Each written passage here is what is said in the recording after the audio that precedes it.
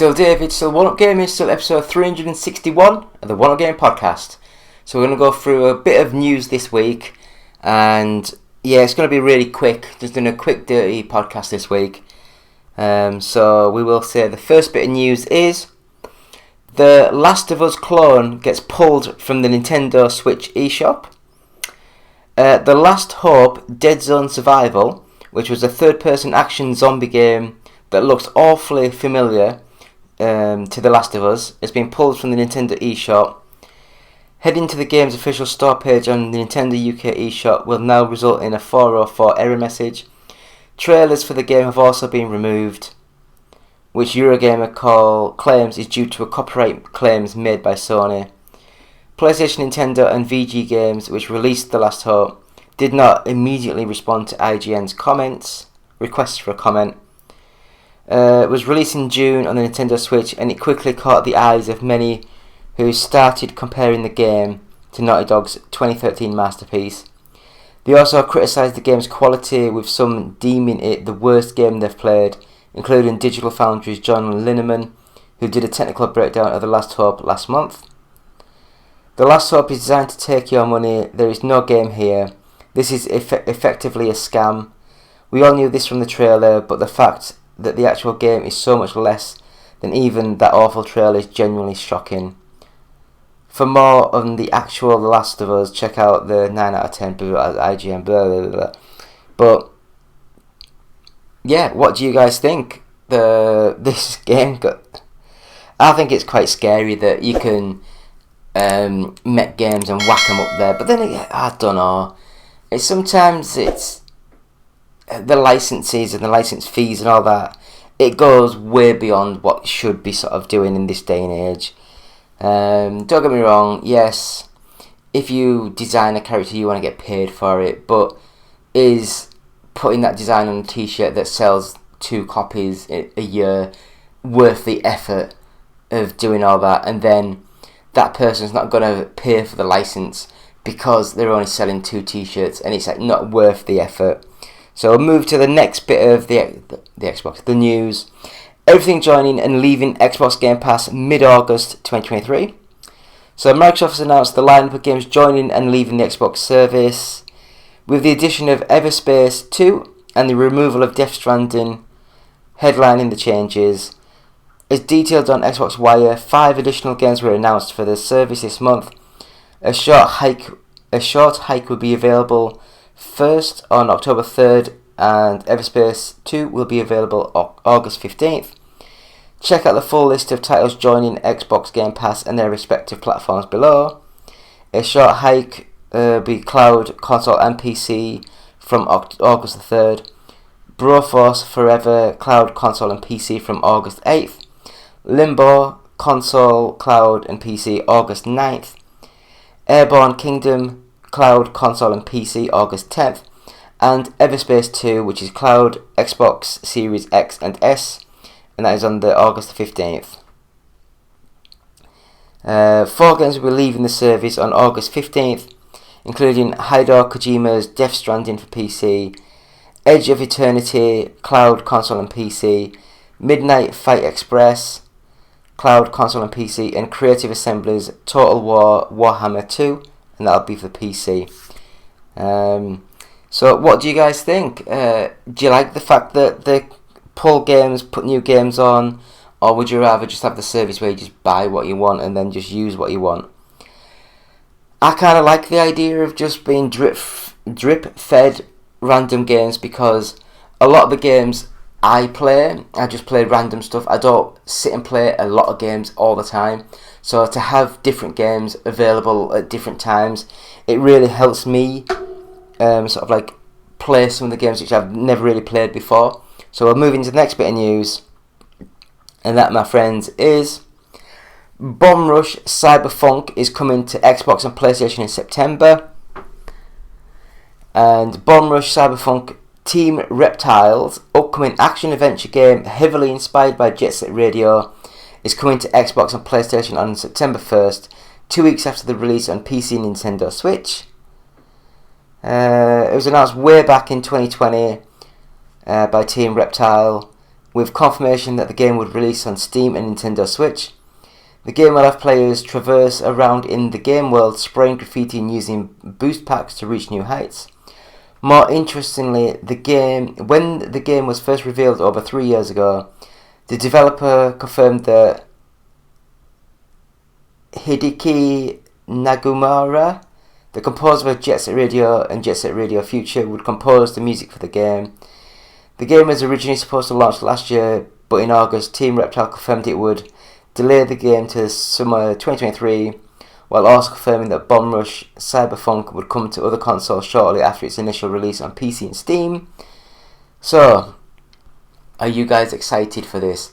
I loved Jet Set Radio. I hated the American version of the game. Why call it Jet Grind Radio? Just call it Jet Set Radio. I mean, I'd understand why they changed in the UK, because we had a massive game franchise in the late 80s, Jet Set Willy. And so I'd understand why they changed the Jet Set to, from Jet Set Radio to Jet Grind, to differentiate the names and the stuff. But I don't know. What do you guys think? Are you looking forward to this game? Have you even heard of this game? I remember seeing the trailers probably like 2 years ago, and I kind of forgot about it. So I might be looking more into it now. Well, please leave comments and see how things are going. So we'll go to the next bit of news, and that is Spider-Man Beyond the Spider-Verse release date is delayed indefinitely as the strike continues. So Ghostbusters and Kraven the Hunter also delayed, while Bad Boys and Venom get release dates. Sony Pictures' release schedule is seeing some major changes due to the ongoing SAG-AFTRA strike, with Ghostbusters Afterlife 2 and Kraven the Hunter both being delayed, and Spider-Man Beyond the Spider-Verse being removed from the schedule entirely. Beyond the Spider-Verse, which originally set to release March 29th, 2024. That's not long, is it? God, normally about 3 years, aren't there, these sort of movies? I guess they were making it in conjunction with the second one. So the cast wasn't available to complete dialogue recordings in time for the spring release. Sony Pictures is reportedly considering several release dates depending on how long the strike lasts. Elsewhere, Ghostbusters 2 is being pushed from Christmas 2023 to Spider-Verse's former slot, and Kraven is shifting from October 2023 to August the 30th, 2024. Bloody hell, that's nearly a year. A Karate Kid reboot has also been delayed, with Blumhouse's They Listen being delayed indefinitely. Finally, sequels to Bad Boys and Venom now have a summer 2024 release date. So that, my friends, is the stuff. So pause the screen if you want to see that in more detail. So what else has been? Game of Thrones writer George R.R. Martin is among those who believe there will be a long and bitter work stoppage. In the meantime, many more movies and shows are apt to be delayed, as both sides digging. So yeah, it's weird, all this stuff. It really is. I don't know. I don't know that much about it, but I do know that working conditions and rights are important, and sometimes a strike is the only thing that people will listen to, unless you're in the UK and you go on strike and no one cares and nothing happens, but the people just complain. Anyway, next up, Microsoft sends final submission to the CMA as Activision Blizzard buyout saga enters the endgame. Microsoft has sent its final submission to the UK's Competition and Markets Authority, CMA, outlining why it believes the organisation should reconsider its block on the proposed $69 billion buyout of Activision Blizzard. In April, the CMA announced its final report on the acquisition, citing competition concerns around cloud gaming in the UK. Since then, Microsoft has defeated the US's Federal Trade Commission in court, obtained approval from key regulators from the European Commission, and secured an agreement with console rival Sony from a provision of Activision games on PlayStation for a decade. Microsoft's submission raises all three developments in its attempt to convince the CMA to reconsider and mentions plans to put forward a proposal for a modified merger situation, which would mean that the current approach in the FAR and the potential final order would be superseded. Microsoft and the CMA are currently negotiating these unannounced proposals, reported to involve a divestiture.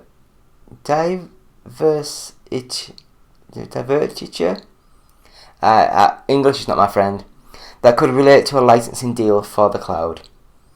So the CMA is the last obstacle for Microsoft to negotiate or navigate in order to get the deal signed. What do you guys think? I think it is crazy. I think they've agreed and done everything everywhere in the world, and it's just weird how us little Britons, are holding the whole thing up. We as Britons have a God complex. We believe we're still in charge of half the world. We are not. We've released our control. We've stopped the dictatorial ownership of a lot of things. That it's just crazy. But yeah, it's just a mental situation. So hopefully we'll get these things sorted soon. And we'll go into the last bit of news, and unfortunately it's sad news, and that is Paul Reubens, the actor who played Pee Wee Herman, dies at 70. So the actor had been privately fighting cancer. Paul Reubens, who's best known for the actor behind Pee Wee Herman, has died at the age of 70. His estate announced in an Instagram post today, I guess that was yesterday, maybe a couple of days ago, 31st of July. Last night we said farewell to Paul Reubens, an iconic American actor, comedian, writer and producer whose beloved character, Pee Wee Herman, delighted generations of children and adults with his positivity, whimsy and belief in the importance of kindness. Paul bravely and privately fought cancer for years with his trademark tenacity.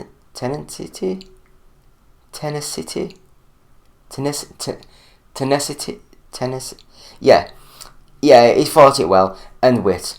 A gifted and prolific talent. Oh God, my English is so suffering. He will forever live in the comedy pantheon and in our hearts as a treasured friend and a man of remarkable character and generosity of spirit. Reubens first started building the Pee Wee Herman character in the 70s after joining famous Los Angeles based improvisational comedy team, The Groundlings. There he met actor, comedian and screenwriter Phil Hartman, with whom he developed Pee Wee. With his grey plaid suit, red bow tie, iconic laugh and dorky persona, Pee Wee quickly became Reubens' staple. After Reubens auditioned for the 1980-81 cast of Saturday Night Live and didn't make it in, he and Hartman cobbled together $5,000 to create a stage production, The Pee Wee Herman Show, which was popularised after HBO filmed one of the performances and it aired as a comedy special in 1981. Following the success of Pee Wee Herman Show, the character and Reubens' career quickly took off. Reubens took the show on the road across the US, made several popular appearances on Late Night with David Letterman in 1981, sold out on New York's City's Carnegie Hall. Reubens' big break in feature films, however, came in 1985, while he had appeared as Pee Wee in 1980's Cheeks and Chong's next movie. He got his own film in 1985 with Pee Wee's Big Adventure, directed by Tim Burton. It grossed a decent $40 million on a $7 million budget and has since become something of a cult classic. The year after Pee Wee's Big Adventure, Reubens secured an ongoing spot on television in Pee Wee's Playhouse, which featured more family-friendly humour than the character's previous iterations. The show was a hit, garnering 15 Emmy Awards and airing on CBS Saturday mornings from 1986 to 1990. Oh yeah, this is what I remember from a few years ago. Reubens' reputation, however, took a serious hit in 1991, I guess it's more than a few years ago, after the entertainer was arrested for indecent exposure in a Florida movie theatre that showed pornographic films. Reubens largely stepped away from the Pee Wee character after that and started to do more interviews as himself. The character would be revived decades later though when he brought back the Pee Wee Herman Show on Broadway in 2010. A film revival of the character Pee Wee's Big Holiday was released to Netflix in 2016 to positive reviews. Rubin's other film credits include Batman Returns? The Nightmare Before Christmas, Matilda and Mystery Men, as well as TV appearances in shows like Reno 911. So, Pee Wee Herman. God bless. Night. I don't know. I don't know what I'm saying, to be honest. But yeah, that's sad. It's always sad when someone big, famous, massive dies. And I think it's weird when you say that, because every day hundreds of thousands of people probably die, and unless you know that person, you don't really care, you don't think about it. And it's all these celebrities that you've never met, you've never known, but because you've watched them for 20, 30 years, they feel as though they're part of your life, your family, and it is just weird. It really is. So we'll have a quick break and come back with the UK Top 40. So, back in a few.